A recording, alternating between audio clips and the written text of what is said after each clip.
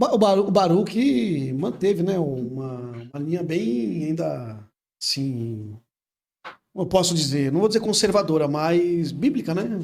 As músicas, não, Sim, Eu acho que o Baruch, ele sempre foi autêntico, né? Ele sempre soube ser quem ele era e flutuar bem entre as igrejas, né? Seja reformada, seja pentecostal, neopentecostal, e mas conseguiu ser o ele é da mesmo em igreja todos esses ambientes. do Kivitz, né? É sim, é E sim. como é que consegue manter essa visão teológica sem deixar a música, né, ou a letra meio que uma teologia liberal, assim? Como é que dá para acompanhar? Eu entendo, eu vou citar o Marquinho aqui. A gente acabou de ouvir o Marquinho falar da base dele, da Assembleia de Deus, com tudo que ele ouvia, com o pai pastor. O histórico do Baruch não é muito diferente, né? Ele começa numa Assembleia de Deus, com o pai dele pastor, provavelmente ouvindo todas essas referências. E quando algumas coisas estão bem alicerçadas no nosso coração, a gente vive bem o princípio de Tessalonicenses, né? É, Ouve de tudo, retém o que é bom, né? uhum, Então, perfeito. eu acompanho ele de longe, né? Então, acompanhando de longe, dá para ter uma percepção de que O cara não se ele é desviou, alguém né? que Não, não se desviou e que permanece aí, né? que bom. Isso é bom, né? Porque a gente temos hoje aí uma referências antigas, né?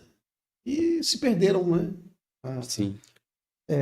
Você citou o Duca Tambasco, né? O Duca não, Tambasco foi não. Foi, não sei. Eu já, citou antes, né? Não agora, né? Citou o Duca Baixista. Tambasco, baixista da Oficina G3, né? sim. Ah, Ele é meu professor, eu acho que eu não te falei isso, não, né? não fala não. Ele tem um curso na internet, eu comprei e ele acabou pelas redes assim, você acaba tendo algum Sim. tipo de contato, né? E o pouco que eu percebi, ele ficou bem chocado assim, né, com toda a repercussão que teve e tudo mais. Ele tá até um tanto quanto recluso, né?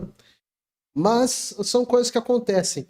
A reforma protestante, ela tem um viés que de vez em quando a gente esquece, e é o livre pensamento.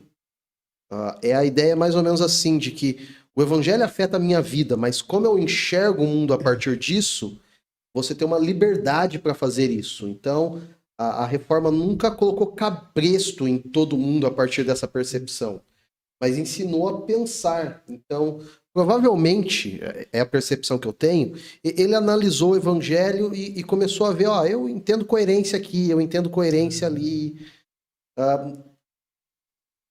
E isso tranquiliza um pouco meu coração, né? Porque da mesma forma que a reforma fala desse livre pensamento, ela também vai chegar em momentos que ele vai repensar, analisar de novo e por aí vai, né?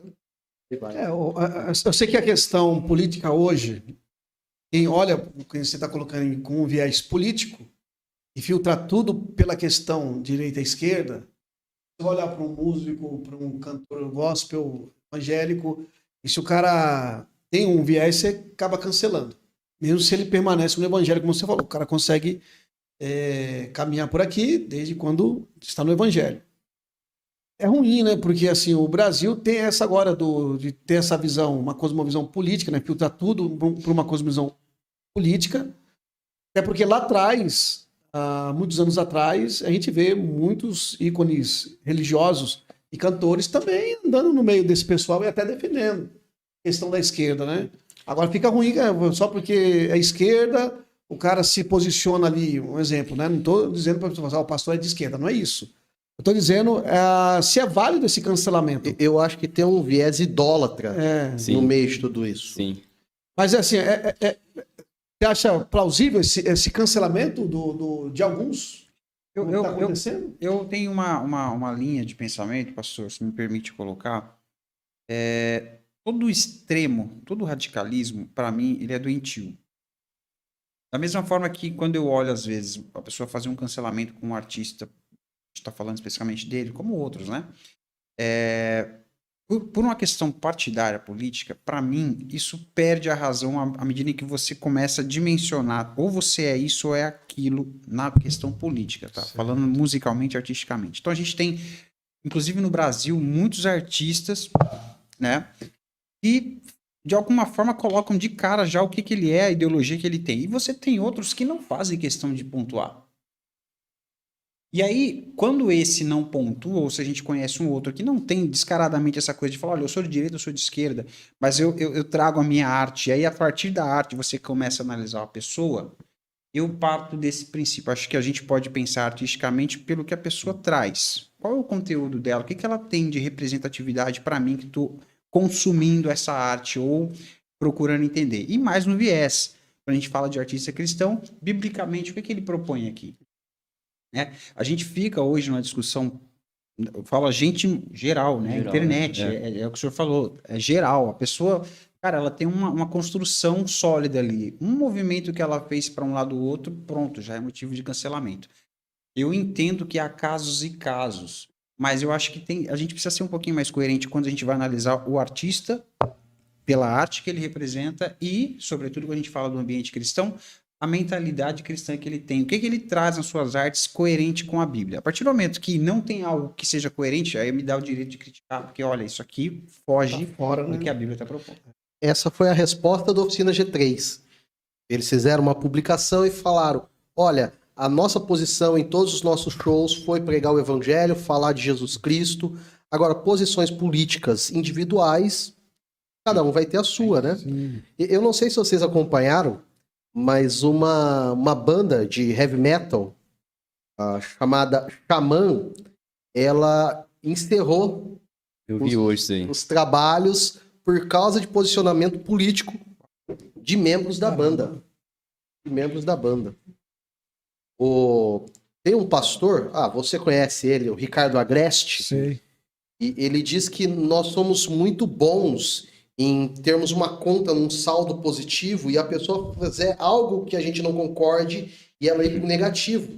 Só que quando ela estava indo pro positivo, era de 1 em 1, né? Daí você chegou em 100. Quando você faz algo, você vai pro menos 10 de uma vez, já vai pro negativo. Sim. Despenca, né? Parece que a gente joga fora tudo que a pessoa fez, né? O histórico da pessoa. Exatamente o que o Marquinhos estava falando, né? A gente pode não concordar dele ter feito, dele ter tocado e tudo mais, mas parece que os anos de ministério que ele teve, que chegou até aqui, não valeu de nada, que eles nunca pregaram o evangelho para ninguém, né? Que eles nunca fizeram uma boa ação. É complicado isso. Você tinha citado, acho que na outra live nossa, a questão da música. Quando você olha lá em Gênesis, você vê os filhos de Caim, né? Tubal-Caim, inventores dos instrumentos musicais. Se a gente fosse olhar para uma linhagem ímpia, porque o evangélico brasileiro tem muito isso, né? Antigamente, quando eu me converti, tinha aquele negócio de mensagem subliminar, né? Você tinha que ficar rastreando tudo. O disco da Xuxa, o disco da Xuxa, tudo, filmes, desenhos. Contrário, né? E assim, aí falavam até da gravata, né? A gravata foi um homossexual que inventou, então você ficava filtrando esse frenesi de evangélico mesmo, né? De religioso. Então, se a gente fosse filtrar dentro da musicalidade, biblicamente falando, não era nem para ver instrumento dentro da igreja, né? É. No sentido musical, né? Se olhar nesse aspecto aí, né? Eu acho que o ponto é que eu mencionei isso na pregação ontem. A nossa teologia fala de graça comum, né?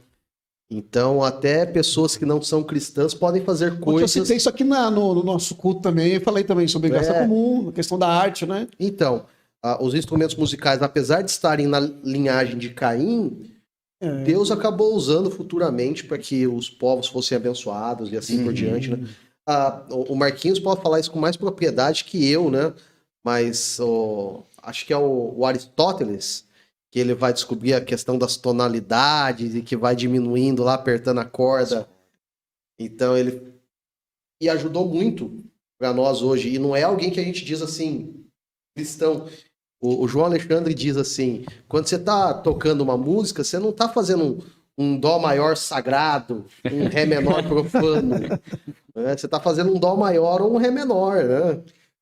Eu diria que a música, ela é uma ferramenta intencional, uma vez que você tenha domínio dela. Então, assim, da mesma forma que hoje na igreja você tem uma intencionalidade musical quando você faz uso da música, você tem no contexto secular a intencionalidade para aquilo que a gente pode considerar mal.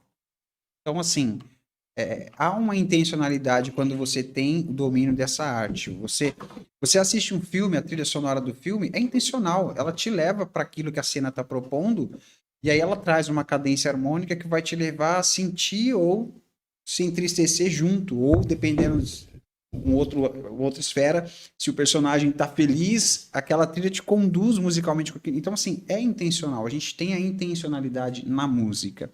Então, quando a gente pensa artisticamente, e vamos falar da graça comum, né? Tem um livro do Gerson Borges, eu até queria sugerir aqui, Ser Evangélico Sem Deixar de Ser Brasileiro. Um livro muito legal. Eu tenho esse livro. Muito bom esse livro. Ele divide, inclusive, o livro em duas partes. A cultura da graça e a graça da cultura. É você entender que Deus, o Criador, ele disponibilizou isso para todos. E quando você vê o Criador, a formação, aquilo que foi criado, fazendo uso desse dom, a gente encontra no contexto de graça comum muitas coisas artísticas que você fala, pô, o cara não é crente, não é cristão, mas como é que ele pôde fazer isso aqui? É resultado daquilo que criou a arte, né? A arte em mim, a arte em você, aquilo. Então, a gente aflora isso. A intencionalidade, aí eu trago para o ambiente da questão da espiritualidade, não quero nem me ater a entrar nisso, que não é minha área, a gente está diante do chefe aqui, o mestre, né? Mas enfim. Tá jogando a bola, né? Mas a gente tem a intencionalidade, quando a gente pega essa ferramenta, você vai fazer musicoterapia mesmo, a gente tem na questão da musicoterapia a intencionalidade da cura do paciente, então você trabalha alguns aspectos que você sabe que aquilo vai mexer emocionalmente ou na questão física mesmo, trazer algum efeito. Então você tem intencionalidade musical, né? Então, quando a gente fala desses instrumentos criados, daquilo que, mas veio da linhagem de Caim, enfim, a gente tem hoje, trazendo para o contexto nosso, eu entendo que a cultura, sobretudo na parte musical, ela é uma criação de Deus para nós. E aí a gente pega num ambiente de igreja e usa isso em prol, né, do louvor a Deus, da exaltação a Deus, assim como também a galera que curte ou desenvolve outra linha de religião pega isso e usa para aquilo, é ferramenta. Então a música tem esse poder de tocar as pessoas e dentro de uma intencionalidade. Então, isso é fato. Dentro do viés da espiritualidade que você mencionou, Colossenses 3, 16, 17, é extraordinário. Ele diz assim, habite ricamente em vós a palavra de Cristo. Daí você pensa, uau, a palavra de Cristo habitando. E daí ele vai falar como? Daí ele vai falar com salmos, hinos e cânticos espirituais. Então, música e espiritualidade tem tudo a ver, e inclusive para internalizar a palavra de Cristo dentro de nós. O Lutero diria que a música ela é pedagógica.